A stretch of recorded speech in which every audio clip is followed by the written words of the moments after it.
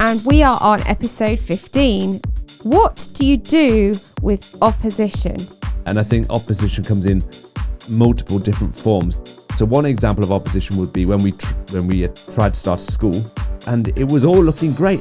I was contacted by a member of the press, and this picture was created that I am some extremist. There can become a little part where you feel validated or justified to spit venom back at them. The one thing with opposition, it can become a distraction to focusing on the course ahead. I can't do anything about this person or group or whatever that's against me. What do I do? Hey everybody, welcome back to The Winning Life TV. My name's Leanne Morgan. And I'm Gareth Morgan. And we are on episode 15, and we're going to ask the question today. Well, actually, before I ask the question, let me ask you something, Gareth. What is something that you have learned so far in 2023? Get straight to it. We're going straight in with the hard questions today. Anything at all that you have learnt or have discovered so far in this year? Well, apart from the fact that looking after a dog is far more work than you ever anticipated. Oh, it really is. We'll just leave that one on the side. Apart from that, but of course, they're cute and they give more than you give. And you're coming round. You are. I caught you yesterday giving him a little kiss goodbye. And then this morning you let him sit on your lap while you were reading your Bible, and it was very cute. So your heart is melting. But anyway, yes. Well, my heart melts because my wallet melts. So, no. So yeah, I would say so far this year, what I'm learning, I think if I said I'd learned it almost suggests I've nailed it, which I definitely haven't. Yeah. But what I'm learning is trusting God when it comes to income. Good. Yeah. So I think, there's always a level of trust when it comes to our finances. Yeah. Throughout our whole lives, there's been different points. But I think particularly for us in the venture that we're on right now, and we're both 100% in our business.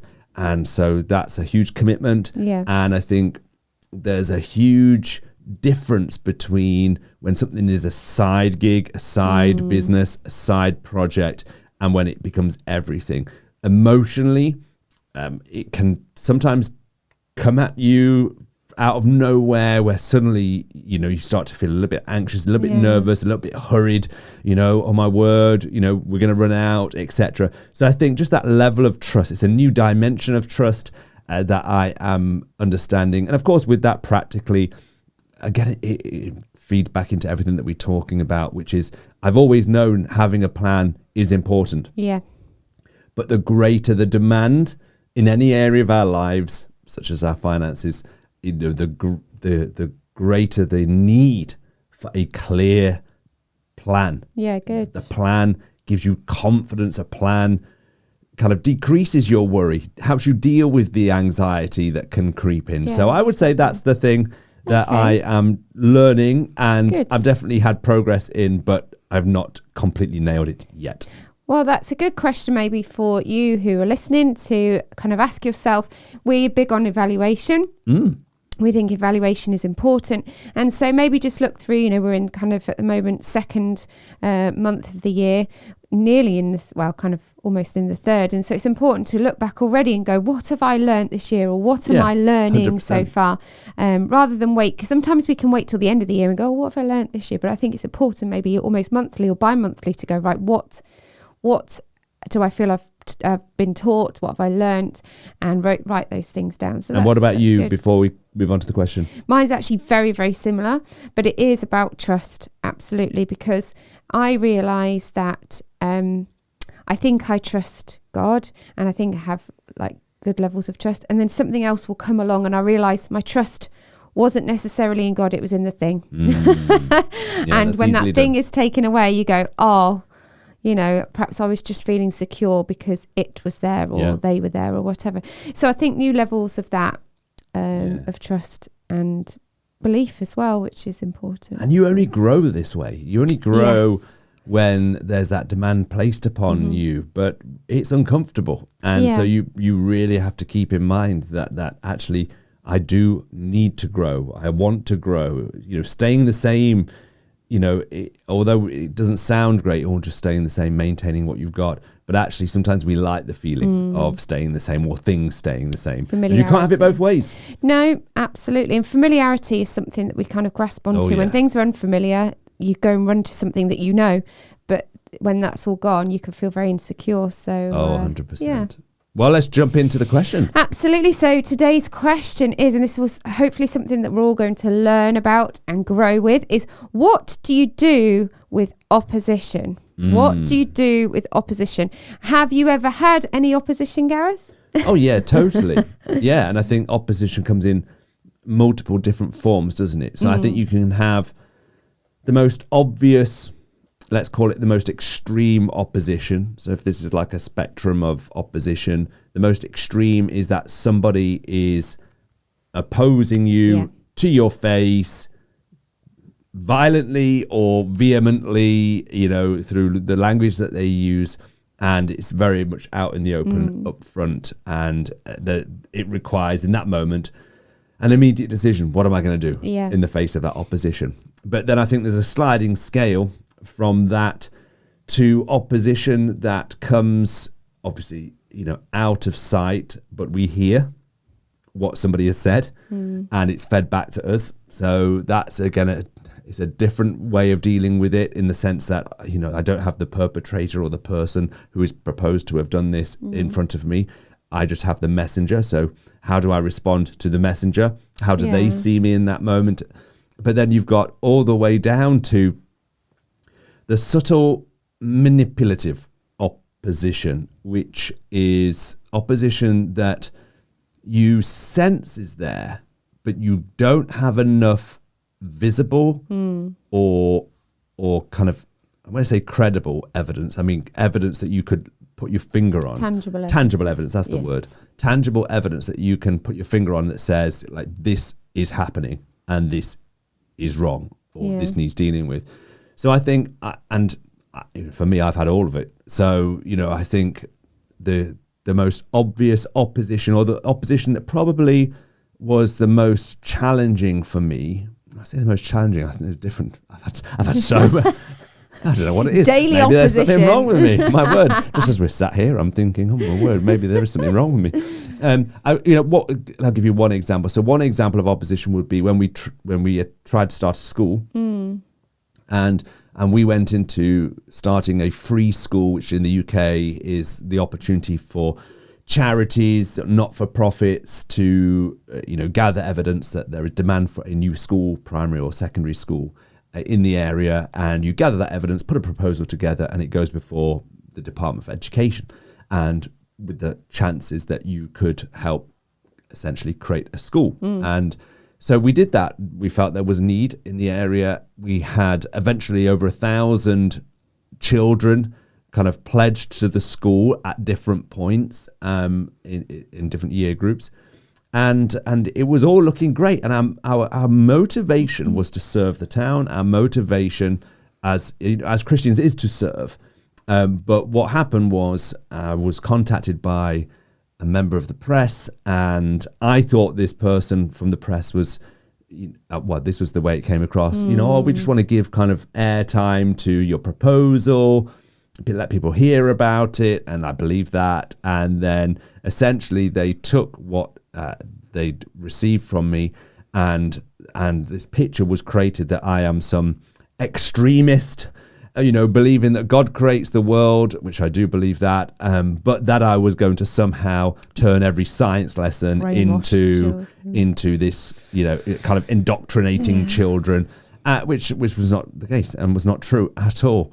And it was not a local issue; it was a national issue. It ended up creating headlines in newspapers, in articles across the world. We had articles that appeared in Korean newspapers.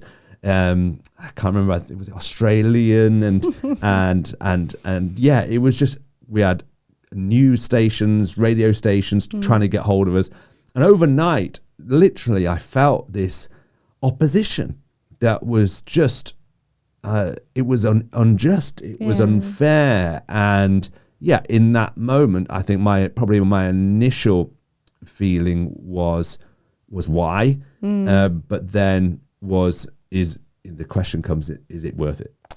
Yeah, and I remember that time, obviously. Don't think we'll ever forget it. Nope. Goes down in our history as one of the toughest times. But I think, that level of opposition was difficult, to say the least. And from my perspective, although you were facing the brunt of that, I would still face that in the school playground from some parents that had heard that and didn't like it. And then I felt the opposition of that. It was very, very difficult. And, having to manage answering the telephone calls to certain people and who, they posed themselves as well-meaning people, but actually it was the press. And you had to learn how to kind of filter through those things. It was a difficult time. But honestly, and I think you would agree, or I'm going to ask you the question actually, would you say that was a defining moment for you because of that opposition? I think it was. Yeah. Well, before I give an answer, you kind of let me in on the fact that you let me in on the fact that you have a perspective on that. So before I answer that question, let me just quickly flip it back to you. You think it was. I've never actually heard you say why you think it was. So, I'm with you, listeners, right now. I'm about to hear something I've never heard before. Why I think it was. Yeah. Why do you think it was a defining time? Because I think in that time, the vision of what you wanted to achieve and what you felt God had led you to do actually became sharper, not cloudier.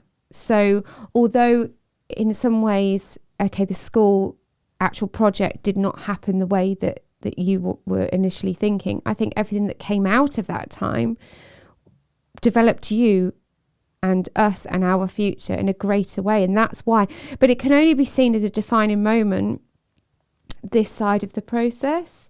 It was a defining moment still, but it's only now looking back I realise how much it shaped you, it shaped us, it was also evidence of what was in your heart, of how much passion you have for people, young people, for them to be aspirational, being in an environment of aspiration and helping them see that there is more in them than they think, all of those things. So while I thought, we want to do a school and this is a great idea and let's help education, actually there was a much larger picture here that I perhaps now see that was just a small part of it. So yeah, for me it was defining in looking at everything we're doing now, and you as a person and us as a couple. Yeah, I think you're right, and I think anybody right now who's experiencing opposition could take from what you've just said a real key principle, which is, you can be defined in a positive, constructive way as a result of the opposition that you're facing, if you process it correctly. You might not know how it's defining you, as I didn't. Yeah. But now we can look back, definitely, and see how we've been defined. Yeah. I think, first and foremost, the key lesson I learnt through that time is to separate who I am from what I do. Now, that had multiple different applications at the time, because I think one of the reasons why we ended up getting involved in that whole thing was there was a journey that I was on in terms of working out what I was to do with my life. But that aside, I think what I'd learned was that what these people are attacking is not me. Now it feels like it's me, because as human beings we intrinsically link what we do to who we are. Yes. Which has, again, there's a challenge to that. I deal with that in performance when working with people who are trying to improve performance or increase productivity. If you attach that performance or what you produce to who you are, then of course, when everything's going great and brilliant, then you feel great about yourself. But when the performance isn't up to your standards or the standards that are put upon you, then you can feel worthless. You can lose hope. You can lose a sense of self-esteem. So I think what I had to learn is to separate who I am from what I'm doing. So almost to hold out in front of me, here is the project. That's what they're attacking. Yes, it's my name that they're using. Yes, at times, the comments, the things that appeared, social media, etc., were personal. But ultimately here, I had to realize it's what this represents that is being attacked. And I think when you can do that, and it's not easy, and there were many times when I maybe fell into a little bit of a self-pity or whatever, which is very easy to do. But I think what that enables you to do is to make clear choices about next steps. Yeah. And because everything within you wants to run away, retreat. Yeah. And again, that's what we can tend to do. I'm just going to, and some of us may be in this position right now. Right now, we avoid opposition because maybe of how it's gone in the past. We avoid opposition because emotionally, it just takes so much to deal with it. Yeah. It's much easier much easier, we think, to brush it under the carpet. And again, I've worked with people in all different organizations, all different kind of environments and pathways in society. And it's human nature to avoid the conversations that we should be having because of perceived opposition that will come from it. But that's always at a cost. That's a bit like saying, well, I don't like the amount that is on my credit card right now, so I'm just going to ignore it, believing that it's just going to go away. Well, of course, it's not going to go away. It's just going to increase and get you more and more into debt if you don't deal with it. And it's the same with those conversations that have the potential to have opposition as a result. But I think if you can separate who you are from it and realize, okay, again, this comes back, and it always does for us, comes back to vision. Like the cost of the future is the present. Yeah. If I really want that future, then I have got to allow what is happening to me right now to grow me. Yeah. And not to diminish me, and not to run away and avoid opposition. I have to embrace the opposition, and we can of course talk about how we do that. Sorry to interrupt, but just to let you know that in every episode, Gareth and Leanne will be talking about the importance of getting a plan for your personal and professional life. That's why they've developed the MVP plan. When you develop your MVP plan, surprising opportunities and uncommon results follow. Visit thewinninglife.tv today to get access to your plan and the steps on how to use it. Let's head right back over to their episode. Yeah, and I do remember looking back at that particular example and other examples that we've faced. You demonstrated something that I learnt and continue to learn, because I know that if I found opposition with someone or group of people or whatever, instinctively, like you just said, I want to run away and hide because opposition. Who wants to deal with opposition? But also there can become a little part where you feel validated or justified to spit venom back at them, or to be,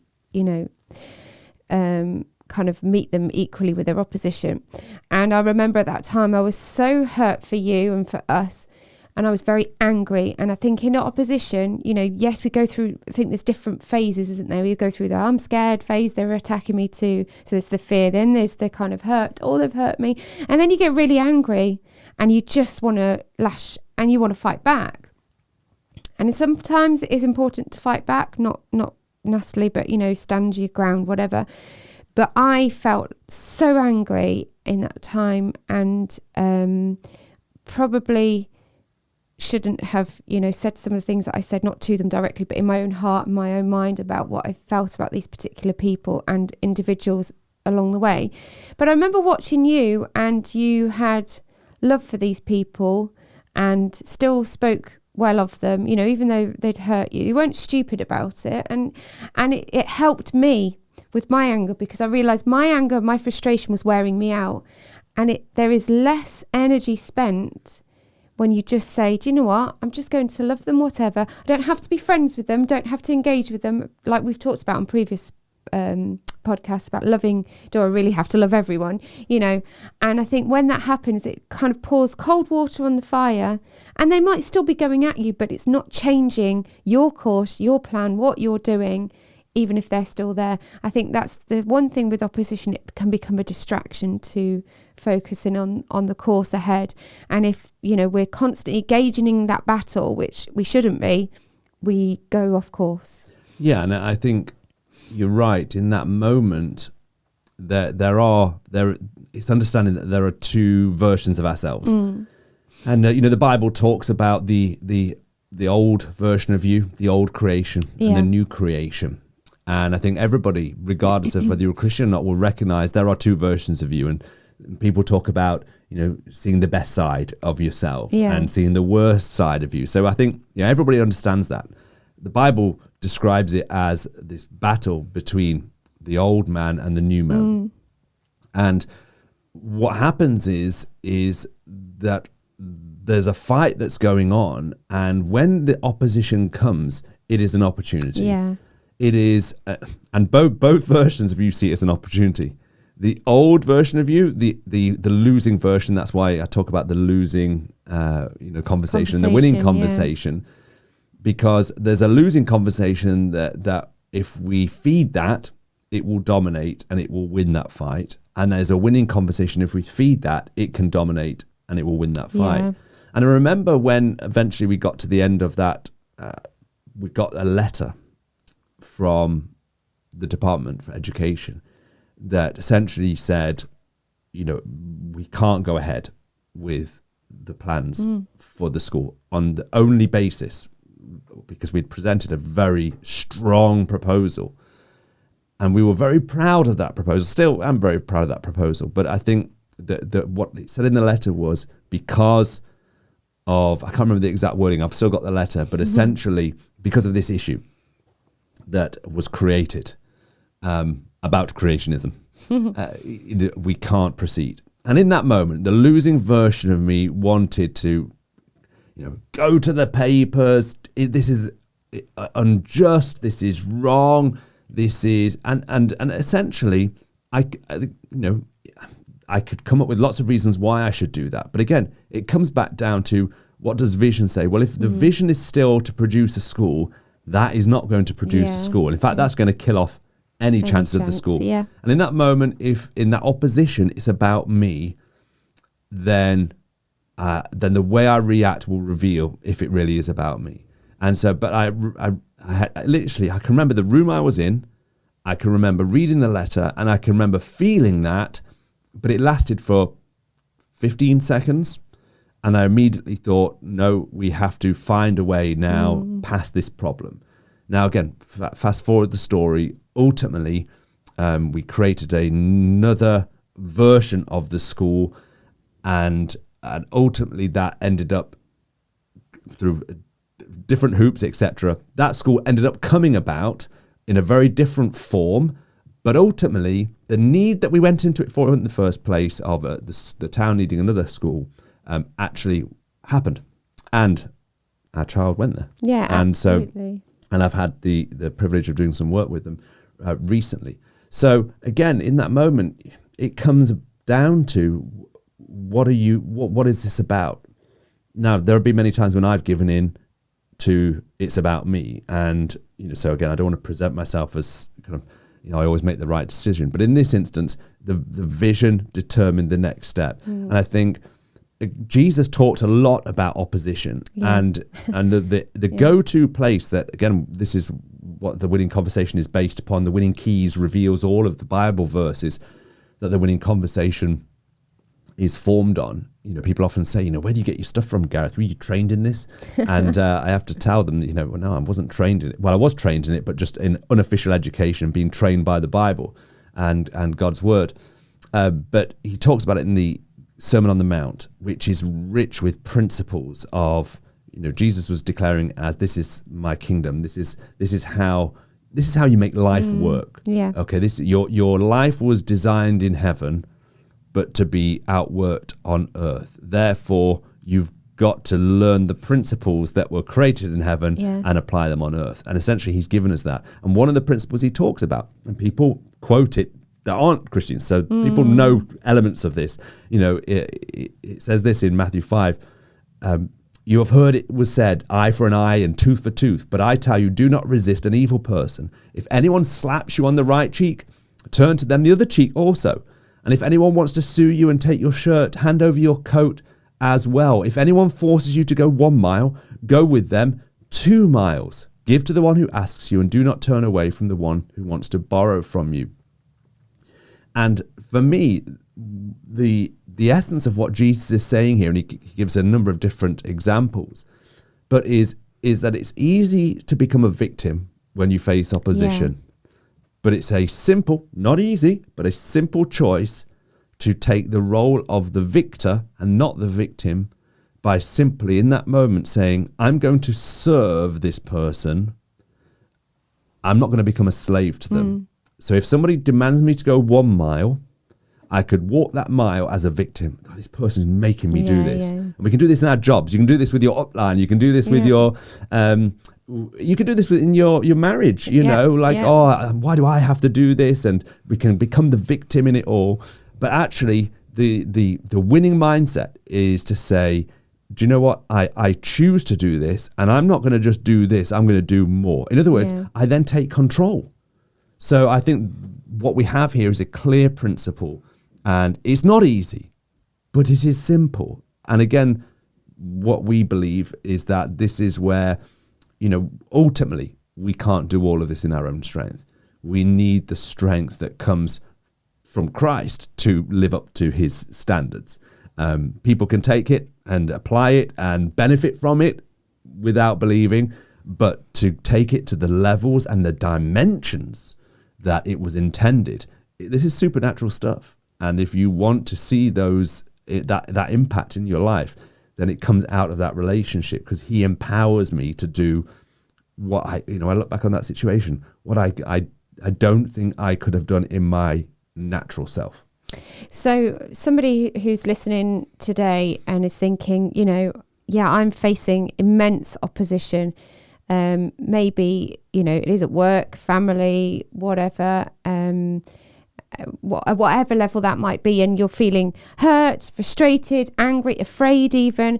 Where does somebody start? Because there's so much in that. And again, we could talk about this for hours, but where does that person begin today, you know, in dealing with the opposition? Now, when I say dealing with the opposition, I'm actually not talking about dealing with them, the opposition. I'm talking about dealing with themselves. You know, where do they start? What's the starting point for someone to go, right, I can't do anything about this person or group or whatever that's against me. What do I do? I think immediately it's to recognize that this opposition is an opportunity. So immediately change. The situation might not change, probably won't change, but how you see it and view it changes. And that is everything. Yeah, good. So immediately, this is an opportunity. Now, if it's an opportunity, how is it an opportunity? And I think this is where it comes down to, and these are some of the things that we talk about on the MVP plan. You know, what are my values? Like, who am I going to be? I think it all starts with that. Who is the person that I want to be? Not because otherwise the person can control me through the opposition. Who am I going to be, and what is it that I want to see accomplished as a result of my next action? And ultimately, that's got to be an action to serve.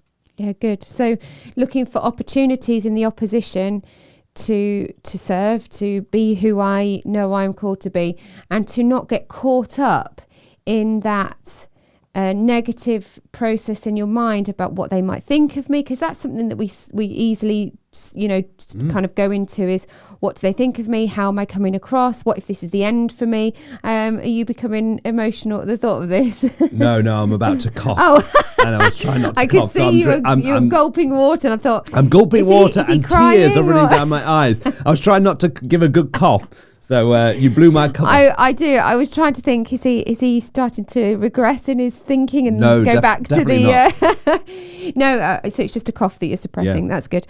But no, I think it's a good challenge for all of us, because no matter what kind of area of life you are in, you are going to face opposition. This is good news for you today, not bad news. The bad news would be it's not when, it's not if, it's when. It's not if, it's when. And it's not a case of this is bad news. This is actually good news, because I often take when I face opposition, for me on a spiritual level, that means I'm doing something right. Yeah. It means that there's something is going in the right direction 100%. and I'm facing opposition. Therefore, if I'm on the right course, I'm not going to sell out because I'm facing something, negative. And that's difficult when it's especially opposition from people we love. Yep. That can happen in families. And it's out of our control. What we can control is our response to it. So maybe it's a challenge for you today is just kind of look, if you are in that situation, what opportunity can I get from this today, this week, this month? You might not be able to change the other person's mind, or the other, person, the company or whatever. They can't change their mind, can't change their actions, but I can control my response to it. So we want to encourage you with that today. Have you got any last kind of comments on that? No, other than, like you said, ultimately this isn't about changing them, controlling them. Yeah. This is about deciding, who am I going to be? Yeah. How am I going to be defined by this?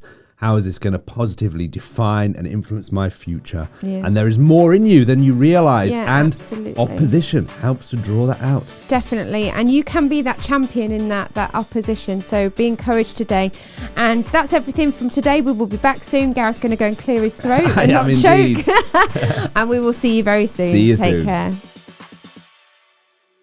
We hope that you enjoyed that episode. And if you enjoyed it, please go and subscribe over on all of our channels on YouTube, Instagram, and Facebook, and not forgetting your favorite podcast platform. And if you head over to thewinninglife.tv, you'll be able to find all the resources available to you. Gareth has written several books which will help you on your discovery to building stronger and better lives. Come and join us for the next episode.